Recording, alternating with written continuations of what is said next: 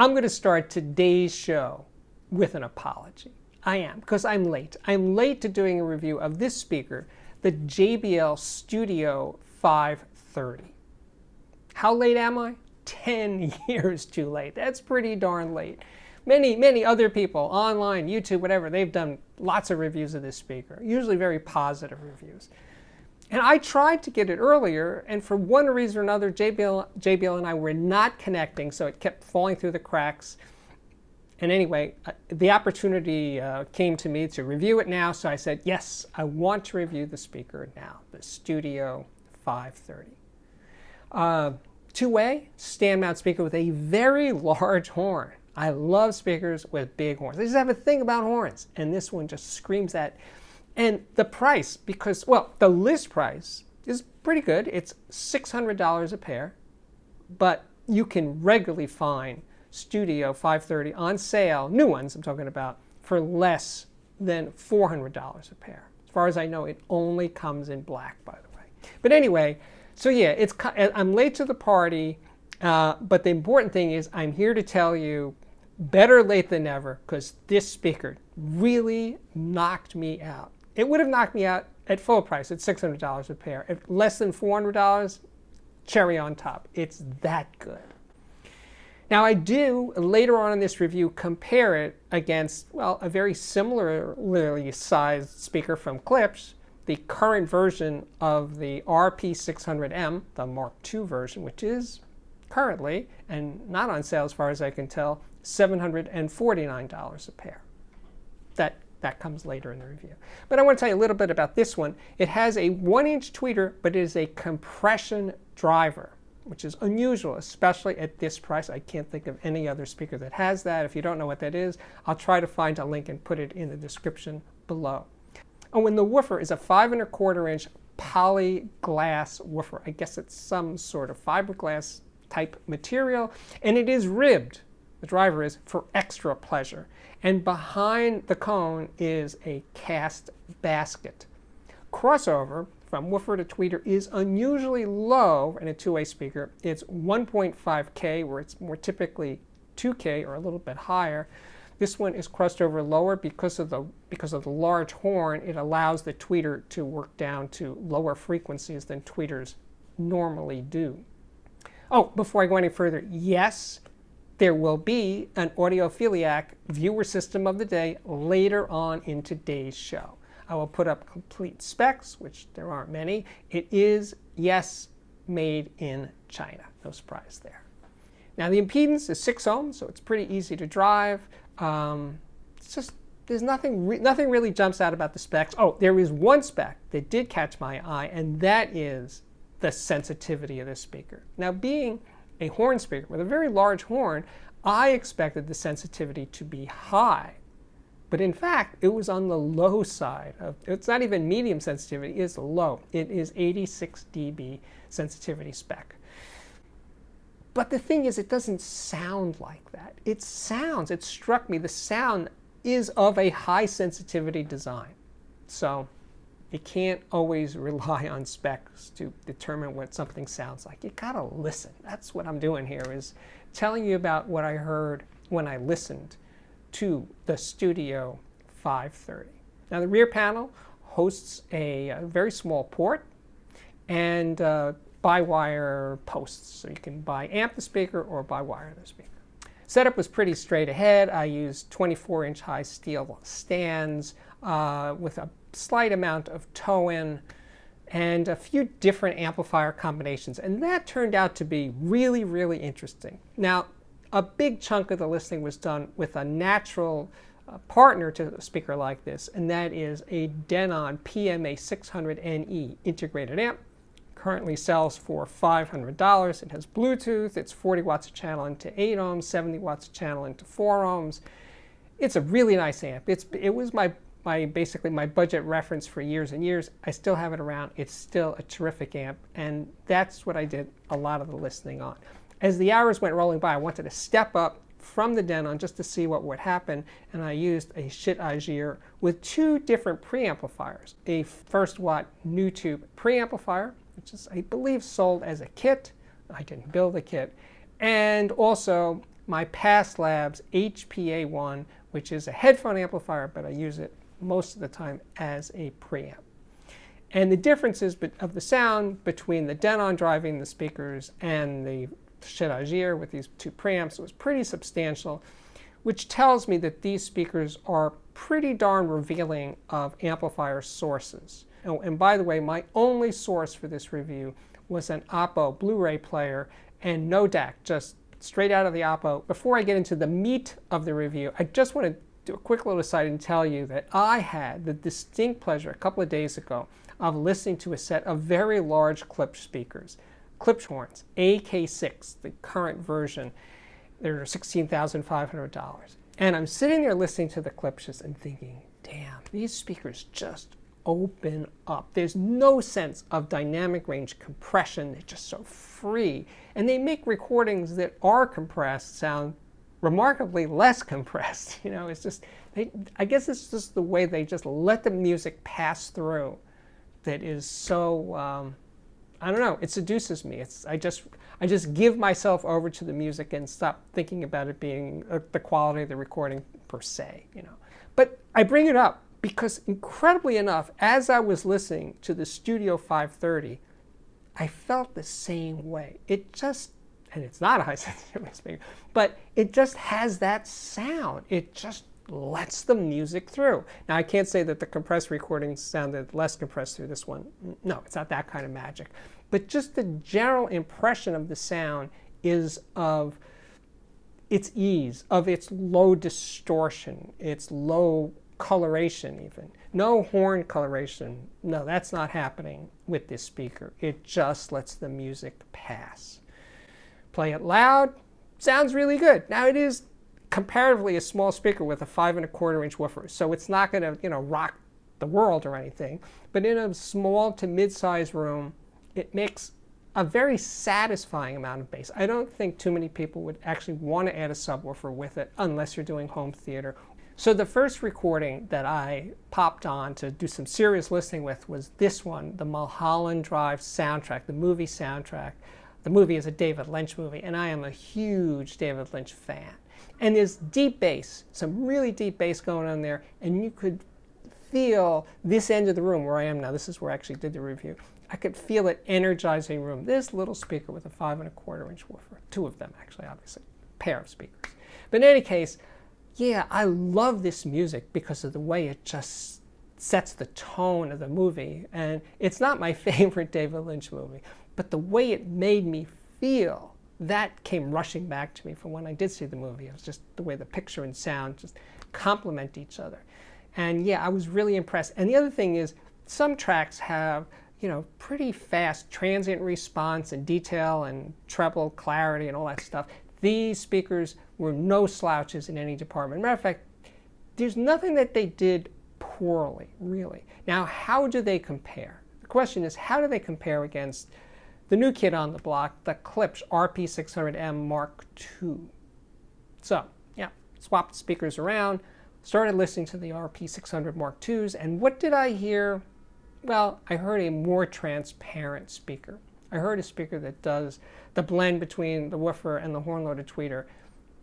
It's a smoother balance. It's the bass is bigger and meatier, but not by that much. I mean, I think the 600M is the better speaker of the two. But the difference in quality, it's always hard to put a number on it, and I'm not going to, but I'm just saying it's not as big as I would have thought. Because remember, the 600 Mark IIs are $749 a pair, which is a lot more than $400. So if your budget is tight, it would be hard to justify the difference. That's what I'm saying. But if you are the audiophile, the kind of audiophile that's chasing transparency and clarity and a really smooth response, yeah, I think the 600 Mark II is the better speaker. Okay, so the next thing I played was this one. This is a soundtrack for a documentary series that Martin Scorsese did for public television in the United States a ways back, about 10, 15 years ago. And it's got a lot of different artists that contributed music to the series, but these tracks, there's more than a couple, by Tom Jones and Jeff Beck together. And I gotta say, Tom was no youngster. but his pipes were seriously muscular. This guy can really belt out a song. I mean, you feel like, yeah, I'm feeling it. So anyway, yeah, these speakers, these comparatively small speakers, were not inhibiting Tom Jones's power in the tiniest little bit. Again, I played it loud, I played it louder, and yeah, I just was feeling it. Tom Jones, and then Jeff Beck, man, his guitar playing on these tracks is relatively understated. You know, he's there to support Tom Jones. But I gotta say, this music is great. Now, there's a lot of other good things on these CDs. It's a series of them, 4 or 5 or 6 of them, I think. But in any case, I just have this one, and I really do love it. And the sound quality overall from track to track, especially for the original recordings, is actually pretty darn good. So the next thing I played, this is a fantastic recording. So there's this blues, gospel rock band, Delaney and Bonnie, from the late 60s, early 70s. I was a huge fan. And this recording called Motel Shot, I think the idea was it was supposed to sound like it was recorded in motel rooms on the tour kind of deal. Supposedly I heard that wasn't true. It was mostly recorded in a studio and in the engineer's living room. But in any case, it's a phenomenal recording. It does have sort of an audio verite kind of feel to it. And it's great. It's in other words, it's very minimally produced. It sounds like, I don't know that it literally is, but it sounds like it's a live to 2-track recording. As I mentioned earlier, most of my listening sessions were done with the Denon PMA 600NE integrated amplifier. But when I guess my emotion in describing the sound of these recordings over the Studio 530 is that it jumped up a couple of notches when I used better electronics, when I used the Shit Agir amplifier, and when I used the PassLabs HPA1 as a preamp, and the First Watt B1 also as a preamp. As for the sound quality improvements, well, the 530 just sounded smoother, more natural, more refined, a little bit more transparent. And the soundstage was more spacious with the better electronics. Pianos, because I've mentioned a bunch of times lately that I'm really into piano recordings, and I'm not going to cite any particular one, but the piano's tonality with these speakers, especially with the Shit Agir driving them, just was so correct. You know, pianos in real life shouldn't sound strident or hard. They just have a roundness to them. Your tone should be sweet. And that's what I was getting with the Studio 530 paired with the better electronics. Again, that's pretty darn good for $400 a pair. So the tweeter is nice. The tweeter is no grain, no glare, no bite, very refined. Not the most detailed, not super high res, but it's doing its job without calling attention to itself. Mids, as I've enthused about earlier in this review with vocals and stuff, really, really great. Piano, wonderful. No complaints there. And the bass, again, for a speaker, a smallish speaker with a 5 1/4-inch woofer, the bass is very, very satisfying. And the soundstage is fairly focused, not hyper crisp or pinpoint, not like that, but it was that sense of openness and spaciousness that, stood out for me. We are rounding the bend. It is now time for, so Steve, what do you really think of the JBL Studio 530? Well, I think you already know. It's a screaming bargain for less than $400 a pair. As a matter of fact, at full price, at $600 a pair, I would be almost as enthusiastic. This is a terrific speaker. If you're just starting out in this hobby of being an audiophile, a serious listener, someone who's actually paying attention to the music, this gets my absolute highest recommendation. It is that good. It is so, it really doesn't do anything wrong.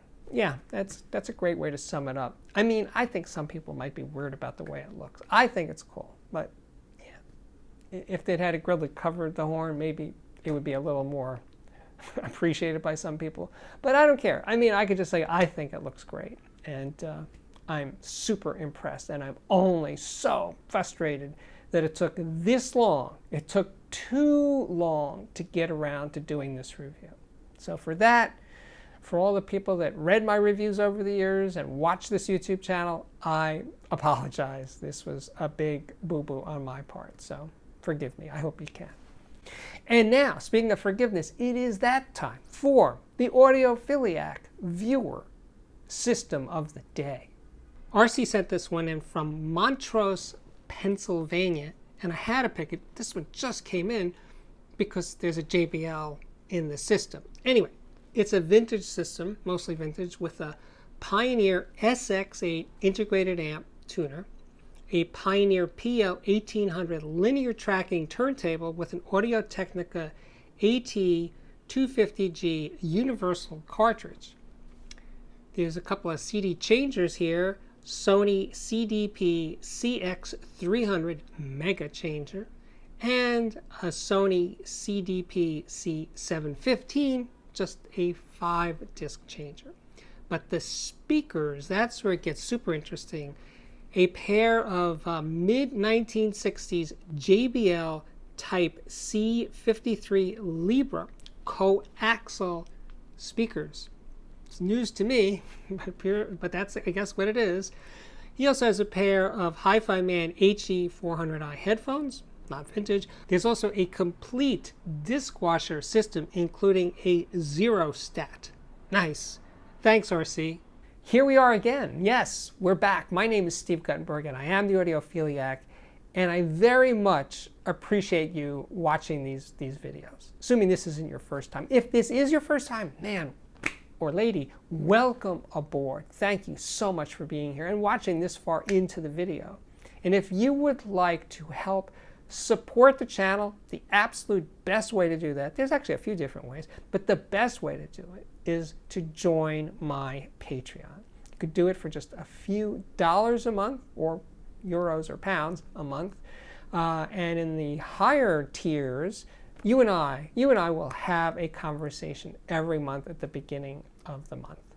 And I've been doing this a while, and I get incredible feedback from my patrons where we're having these conversations. I get ideas, we become friends. It's incredibly satisfying and gratifying for me. So if that seems to click for you, check it out. And of course, for free, you can subscribe if you haven't already subscribed to the channel, to this YouTube channel. And you could also hit the like button if you think I deserve it. I don't think I always deserve it, to be blunt. I know that even I, the Audiophiliac, cannot make great episodes every time out, but I try. And if you think I've succeeded, you can reward me by hitting the like button.